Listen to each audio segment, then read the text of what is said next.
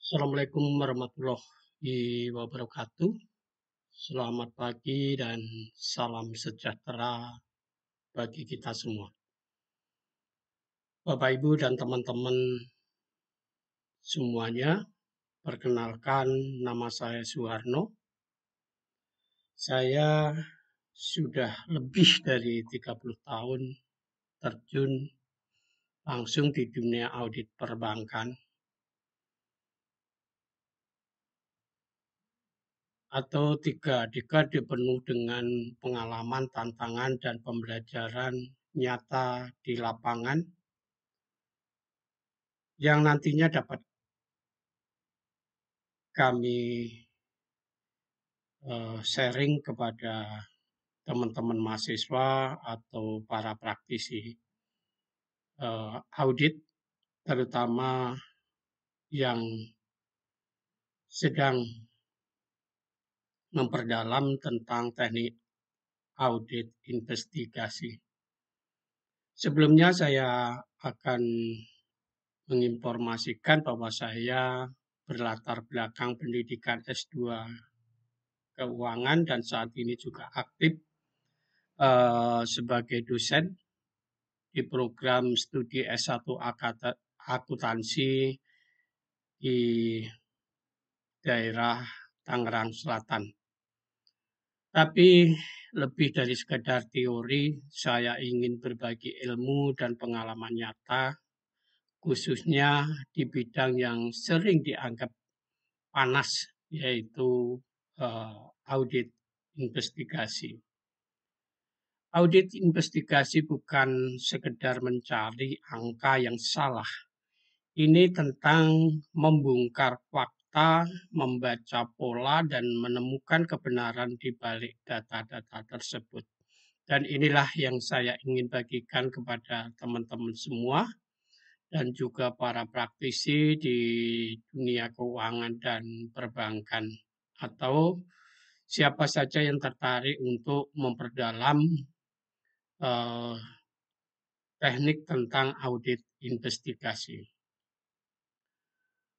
Untuk itu kami juga telah hadir lewat YouTube channel Audit Keuangan dan Perbankan, tempat di mana teori bertemu praktek dan pengalaman lapangan diurai dengan bahasa yang lugas dan mudah-mudahan mudah dipahami oleh teman-teman semua.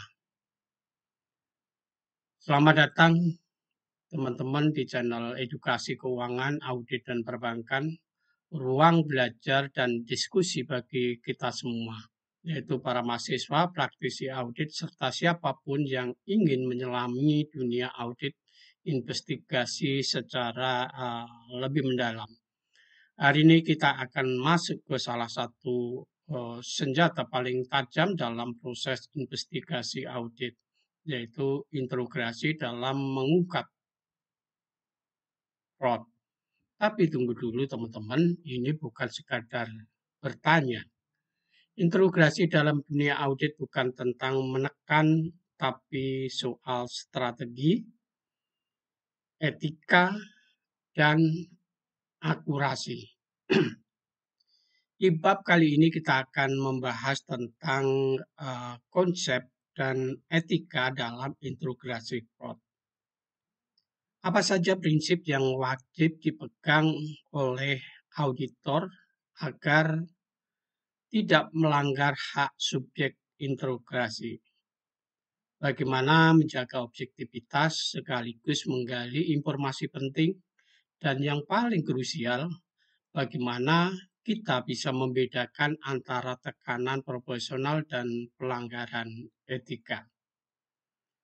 Kalau teman-teman berpikir bahwa interogasi itu hanya milik dunia kriminal, tunggu sampai teman-teman tahu bagaimana auditor bisa membuat pelaku fraud bicara tanpa satu pun ancaman. Siapkan teman-teman catatan kita, karena sesi ini akan membuka mata kita dan mengguncang asumsi kita tentang teknik investigasi itu sendiri. Mari teman-teman kita memulainya. Pengertian tentang konsep dan etika dalam integrasi fraud. Teman-teman mahasiswa dan Bapak Ibu para praktisi, integrasi dalam konteks investigasi fraud bukanlah tindakan intimidasi atau tekanan brutal yang dilakukan oleh investigator terhadap terduga pelaku. Konsep integrasi fraud mengacu pada proses sistematis untuk memperoleh informasi dari pihak yang diduga terlibat dalam tindak kecurangan. Dengan teknik komunikasi yang terarah, terukur, dan berbasis data. Tujuan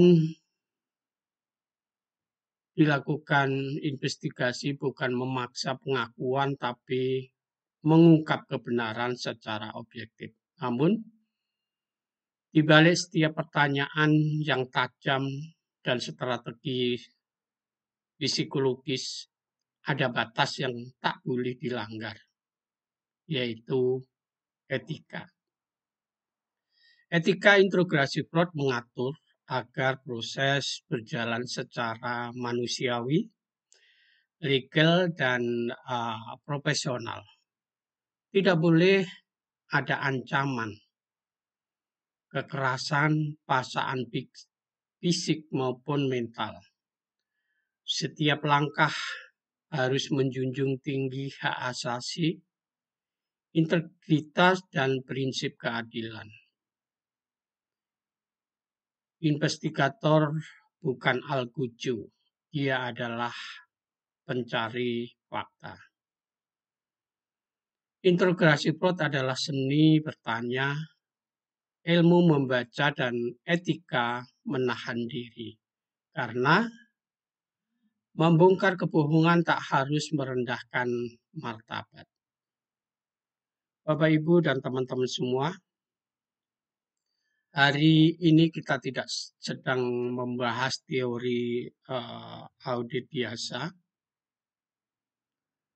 Kita sedang membongkar salah satu alat yang paling tajam dalam dunia investigasi fraud, yaitu integrasi. Tujuan pembelajaran hari ini bukan sekedar tahu, tapi paham cara menggali kebenaran tersembunyi di balik kebohongan yang rapi. Pertama, kita akan memahami konsep dasar integrasi. Ini bukan asal tanya, tapi seni berbicara yang dibungkus dalam strategi dan psikologi. Lalu kita akan bedah perbedaan antara integrasi dan wawancara investigatif. Jangan salah teman-teman, wawancara itu mencari informasi, sedangkan integrasi itu untuk menguji kebenaran. Yang ketiga, kita akan melihat mengapa integrasi adalah titik balik dalam banyak kasus fraud. Banyak auditor tahu data, tapi hanya sedikit yang tahu cara membuat pelaku bicara. Dan yang terakhir yang tidak kalah penting, teman-teman, yaitu tentang bagaimana menerapkan etika dan legalitas dalam integrasi, karena satu kesalahan kecil, yaitu mengintimidasi, memojokkan, atau melanggar hak, ini bisa membuat seluruh hasil investigasi gugur di mata hukum. Jadi, siap untuk membuka mata, menantang logika, dan masuk ke dunia investigasi dengan pendekatan yang lebih tajam dan terukur? Mari kita mulai pembelajarannya sekarang. Bapak, Ibu, dan teman-teman sekalian, saat kita mendengar kata integrasi, yang terbayang seringkali adalah lampu terang, wajah tegang, dan suara yang meninggi. Tapi, integrasi dalam konteks audit investigasi bukan sekadar adu argumen atau intimidasi secara murahan. Integrasi adalah proses sistematis, terstruktur, dan berbasis strategi untuk menggali pengakuan atau informasi dari seseorang yang diduga menyembunyikan suatu kebenaran.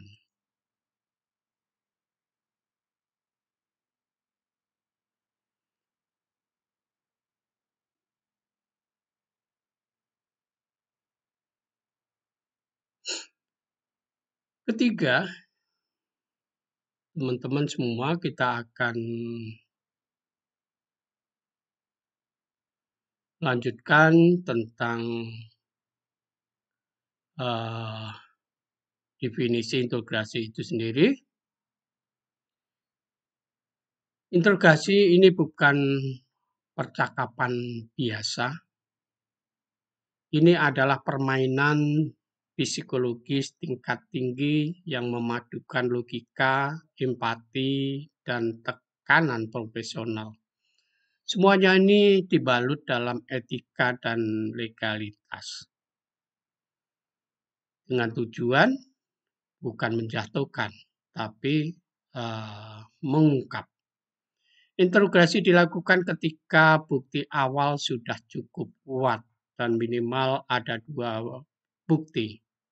Dan kita berada di tahap di mana pertanyaan bukan lagi untuk tahu apa yang terjadi, tapi untuk mengonfirmasi kecurigaan dan menembus lapisan kebohongan. Ingat baik-baik teman-teman, integrasi bukan alat balas dendam seorang auditor kepada pelaku tindak kecurangan, tapi senjata pencari kebenaran. Dan jika dilakukan dengan tepat, integrasi bisa menjadi momen penentu antara audit yang gagal total atau fraud yang terbongkar secara habis-habisan. Jadi, masih mau anggap remeh integrasi? Tolong pikir lagi. Bapak, Ibu, dan teman-teman semua, seperti kita ketahui bahwa integrasi itu bukan ajang basa-basi. Ini bukan sesi ngobrol santai sambil minum kopi. Ini adalah momen krusial atau momen penting untuk menggali kebenaran yang disembunyikan rapat-rapat oleh terduga pelaku tindak kecurangan. Konsep dasar integrasi yaitu satu kata, fokus. Fokus total pada penggalian fakta, bukan asumsi. Auditor harus menggali lebih dalam dari permukaan, melampaui jawaban normatif dan masuk ke wilayah yang seringkali tidak nyaman. Kita tidak hanya mendengar, kita menganalisa setiap kata, jeda, dan ekspresi dari yang kita integrasi. Ini kenapa kita harus melakukan ini? Karena strategi integrasi didesain bukan sekedar untuk mendapatkan jawaban, tetapi untuk menguji konsistensi jawaban itu sendiri. Kemudian pertanyaan selanjutnya, apakah jawabannya logis? Apakah sesuai dengan bukti? Apakah ada perubahan saat tekanan meningkat? Semua itu menjadi bagian dari permainan ini. Dan interogasi bisa juga bersifat konfrontatif, tapi bukan berarti kasar atau melanggar etika, tapi berani langsung ke titik sensitif dengan kontrol emosi yang tinggi dan argumen berbasis bukti. Karena terkadang satu pertanyaan tajam dan tajuk bukti yang pas bisa meruntuhkan tembok kebohongan yang dibangun bertahun-tahun oleh pelaku tindak kecurangan. Jadi, kalau teman-teman membayangkan interogasi itu hanya mengajukan pertanyaan biasa, teman-teman belum masuk ke level sebenarnya. Ini bukan soal bertanya, ini soal membongkar. Bapak, Ibu, dan teman-teman semuanya, jangan keliru. Interogasi dan wawancara investigatif itu ibarat pisau, bedah, dan palu godam. Kedua-duanya adalah alat, tapi fungsi, pendekatan, dan tujuannya sangat berbeda. Wawancara investigatif adalah tahap pengumpulan informasi, sedangkan yang seperti kita ketahui bahwa kita sebenarnya belum tahu siapa yang terlibat. Kita masih menyusun kepingan puzzle. Di sini kita bersikap netral, terbuka, dan bertanya lemah lembut. Semua informasi dianggap potensial, belum ada tekanan. Tapi interogasi itu level permainan yang berbeda. Interogasi dilakukan ketika kita sudah punya alasan kuat untuk mencurigai seseorang. Ini bukan soal apa yang terjadi, tapi kenapa kamu lakukan itu dan bagaimana caramu menutupinya. Wawancara mencari informasi, interogasi menekankan untuk mengakui fakta. Dalam wawancara, kita membangun hubungan, dalam interogasi kita menguji kebenaran. Bahkan bisa konfrontatif jika diperlukan. Dan yang paling penting, di wawancara semua orang masih dianggap netral, tapi di interogasi kita berhadapan langsung dengan yang diduga menyembunyikan sesuatu. Jadi, kalau kita masih mencampur dua metode ini, hati-hati. Salah menerapkan bisa berakibat fatal. Ingat, wawancara membuka pintu, interogasi mendudaknya. Bapak, Ibu, dan teman-teman semuanya, interogasi itu bukan langkah awal. Ini bukan pendekatan coba-coba. Interogasi adalah senjata pamungkas yang hanya digunakan ketika waktunya tepat dan tekanannya mematikan. Pertanyaannya, kapan interogasi digunakan? Pertama, ketika bukti awal sudah cukup kuat menunjukkan arah. Bukan cuma curiga, tapi ada jejak yang jelas. Seperti transaksi mencurigakan, dokumen yang diubah, tanda tangan yang tidak konsisten. Ini semuanya adalah awal kita memiliki kecurigaan. Kedua, setelah wawancara dilakukan dan dokumen dikumpulkan, kita sudah tahu cerita dari berbagai sisi, kita sudah punya potongan-potongan fakta. Sekarang waktunya menguji satu hal. Siapa yang mencoba menyusun cerita bohong ini? Dan yang ketiga, interogasi digunakan untuk menguji konsistensi. Apakah penjelasan si terperiksa ini cocok dengan bukti yang ada di tangan kita atau mulai retak ketika kita tunjukkan satu data kecil yang tidak bisa mereka sangkal. Interogasi bukan untuk mencari tahu, tapi untuk memastikan siapa yang jujur dan siapa yang sedang bermain peran. Jadi ingat teman-teman, interogasi hanya dilakukan saat semua amunisi sudah siap. Ini bukan soal banyak bicara, tapi soal kapan menembak dengan tepat. Dan ketika dilakukan di saat yang tepat, interogasi bukan cuma membuka mulut, tapi juga dapat membongkar kedok.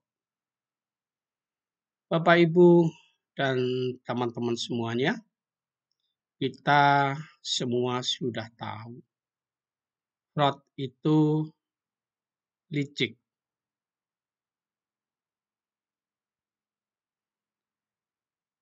Sistematis dan seringkali dibungkus rapi.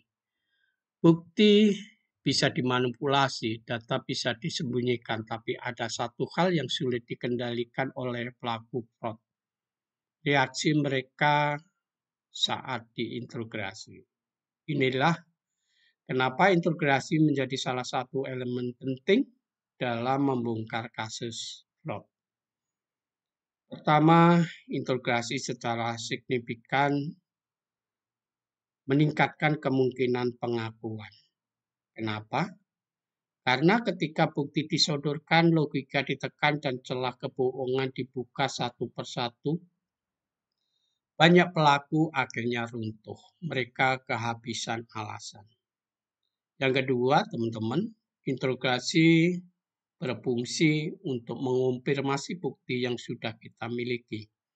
Kita tidak menebak-nebak lagi. Kita datang dengan amunisi, dokumen, kemudian rekaman atau transaksi yang kita miliki.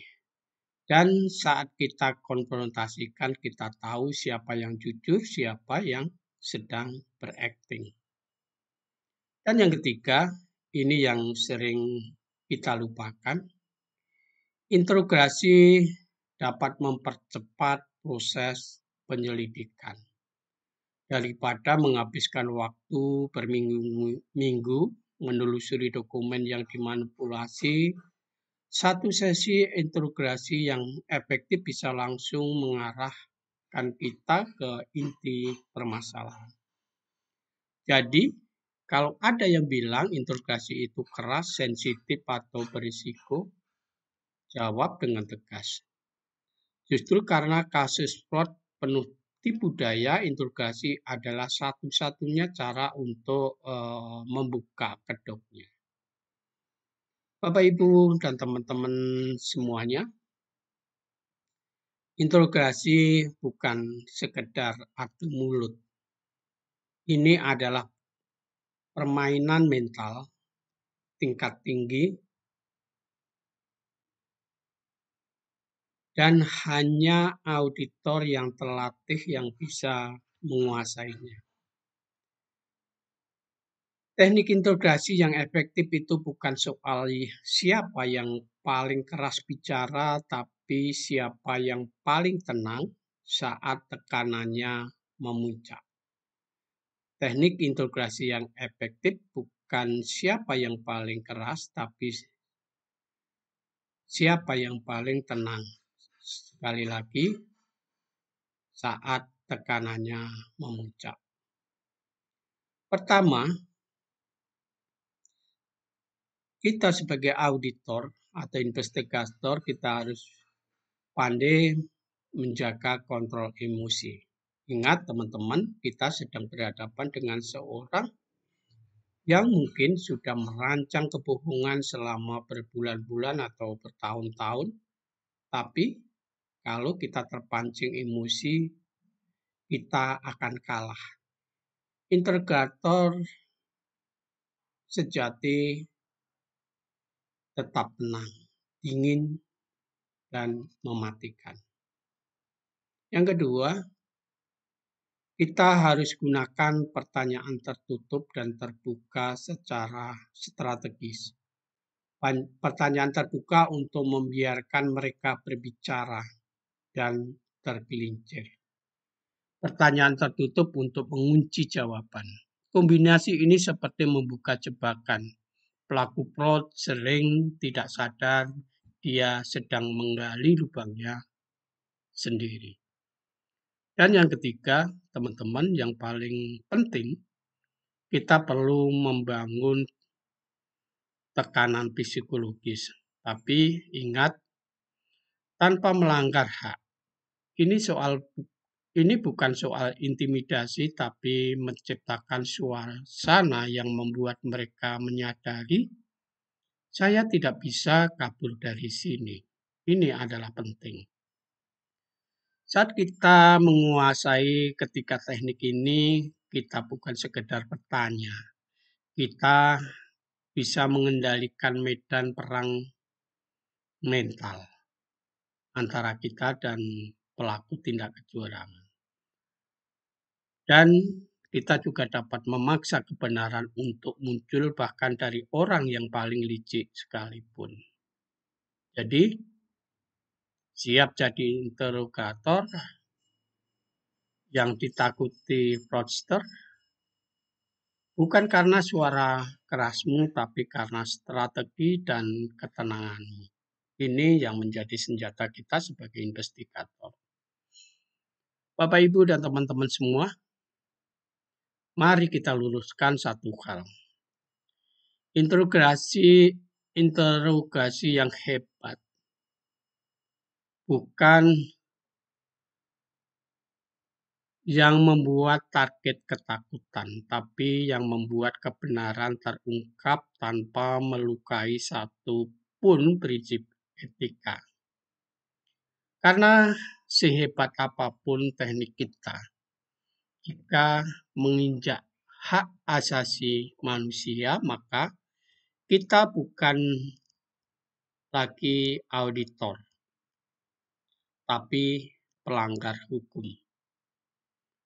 Pertama, teman-teman, kita harus menghormati hak asasi manusia, dan ini adalah harga mati. Orang yang kita interogasi boleh saja dicurigai, tapi mereka tetap punya hak untuk diperlakukan secara manusiawi, bermartabat, dan profesional. Yang kedua, tidak ada ruang untuk kekerasan, baik fisik maupun psikologis. Menekan bukan berarti menindas, menantang bukan berarti mengintimidasi. Auditor sejati menekankan dengan bukti, bukan dengan ancaman. Dan yang ketiga, yang sering kita abaikan tapi sangat penting, yaitu kita harus menjaga kerahasiaan dan integritas proses. Apa yang terjadi dalam ruang interogasi bukan bahan gosip di kantor atau konsumsi publik. Karena saat kepercayaan rusak, seluruh kredibilitas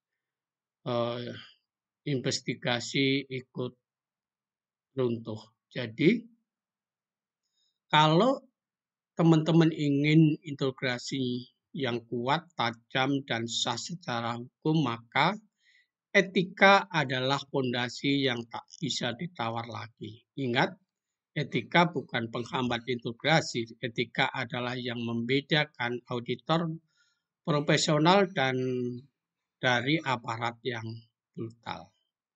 Bapak, Ibu, dan teman-teman semuanya, interogasi bukan wilayah bebas aturan. Ini bukan asal tanya, apalagi asal tekan.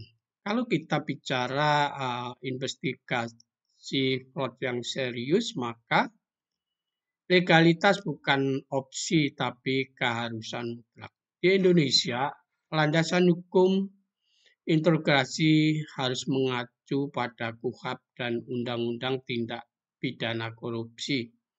Semua langkah yang kita ambil pertanyaan, penggalian, pencatatan haruslah bisa dipertanggungjawabkan secara hukum. Yang kedua, teman-teman, integrasi hanya sah jika dilakukan oleh pihak yang memiliki kewenangan resmi. Artinya, tidak semua auditor boleh seenaknya mengintegrasi, harus ada mandat, otorisasi, atau surat tugas yang jelas. Kalau tidak, bukan integrasi, itu pelecehan hukum.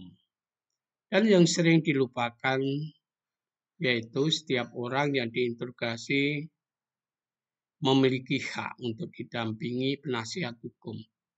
Ini bukan kelemahan sistem, tapi bagian dari keadilan. Ingat teman-teman, bahkan pelaku kejahatan sekalipun itu tetap punya hak hukum yang harus dijaga. Jadi, kalau kita masuk ruang integrasi tanpa legalitas yang kuat, kita sedang menggali lubang hukum untuk diri kita sendiri. Integrasi yang sah itu tajam secara strategis, kuat secara data, dan kokoh secara hukum. Tanpa itu hasil integrasi bisa dibatalkan sehingga penyelidikan yang kita lakukan selama ini menjadi sia-sia. Ingat baik-baik teman-teman, di dunia audit investigasi legalitas bukan menghambat. Legalitas adalah sebagai pelindung untuk kita, untuk institusi, dan untuk kebenaran itu sendiri. Bapak, Ibu, dan teman-teman semua, kita sekarang akan membahas tentang studi kasus yang singkat, ya, agar memberi gambaran kepada kita semua. Mari kita masuk ke salah satu contoh, sebuah studi kasus yang membuka mata kita tentang kekuatan integrasi yang tepat. Contohnya, di sebuah perusahaan menengah di bidang distribusi barang mulai mencium adanya suatu kejanggalan. Laporan keuangan itu tidak sinkron. Arus kas selalu negatif, tapi omset penjualan jalan terus. Investigasi internal dimulai dan akhirnya sorotannya mengarah ke satu titik, yaitu di bagian keuangan. Setelah bukti awal dikumpulkan, transaksi mencurigakan, bukti transfer ke rekening pribadi, dan rekayasa dokumen. Kemudian interogasi ini dilakukan. Awalnya pelaku ini tenang-tenang saja, senyum, mengelak, tapi itu hanya di menit-menit pertama. Begitu data disodorkan satu persatu, nomor rekening, tanggal transfer, bukti manipulasi laporan, wajah pelaku mulai berubah. Nada bicaranya mulai goyah, napasnya mulai berat. Dan akhirnya teman-teman, pengakuan pun keluar lengkap, runtut, dan tidak bisa ditarik kembali. Uang ratusan juta digelapkan secara perlahan selama 2 tahun. Modusnya yaitu menyisipkan transaksi fiktif ke supplier palsu yang ternyata ini miliknya sendiri. Hasil integrasi ini bukan hanya menyelamatkan perusahaan dari kerugian besar, tapi juga bisa mempercepat proses hukum. Pelaku akhirnya diproses berdasarkan Undang-Undang Tipikor dan pidana. Dari apa yang kami uraikan di atas, sebenarnya kita bisa mengambil pelajaran dari situ, yaitu data dan bukti itu memang penting, tapi tanpa integrasi yang tepat, kebenaran bisa tetap terkubur. Integrasi yang tajam, sah, dan etis adalah senjata utama dalam membongkar skenario penipuan yang paling licin sekalipun. Bapak, Ibu, dan teman-teman semua, setelah semua kita bahas hari ini, mari kita tegaskan satu hal penting, bahwa integrasi itu bukan sekedar tanya jawab, bukan sesi ngobrol biasa, bukan sekedar adu argumen.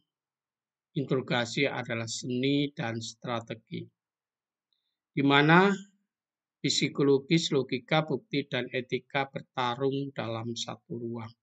Di tangan orang yang paham caranya, integrasi bisa jadi alat untuk memecah tembok kebohongan paling kokoh. Tapi di tangan yang salah, ia juga bisa berubah jadi bumerang yang menghancurkan reputasi, kepercayaan, dan bahkan proses hukum itu sendiri. Maka integrasi harus dijalankan dengan dua fondasi utama, yaitu etika dan hukum. Tanpa etika, kita hanya jadi algojo. Tanpa legalitas, hasil kita tidak punya kekuatan apapun di pengadilan. Integrasi itu tajam, tapi harus akurat, tegas, tapi tetap beradab.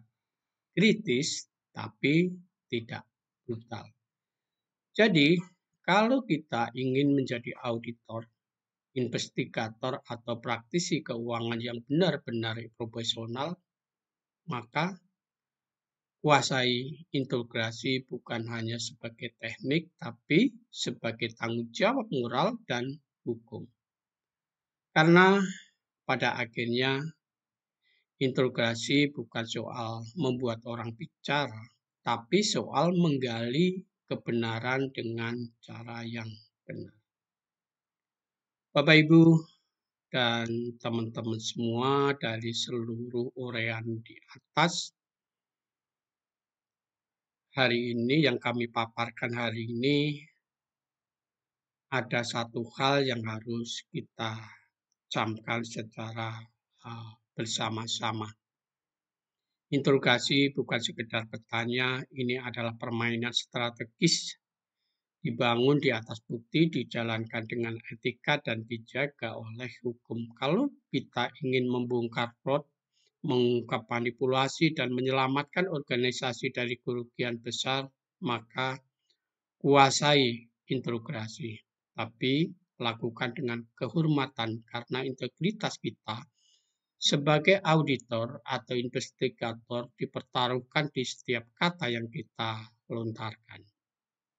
Dan jangan lupa, semua pembahasan seperti ini akan terus berlanjut di channel ini, yaitu channel audit keuangan dan perbankan.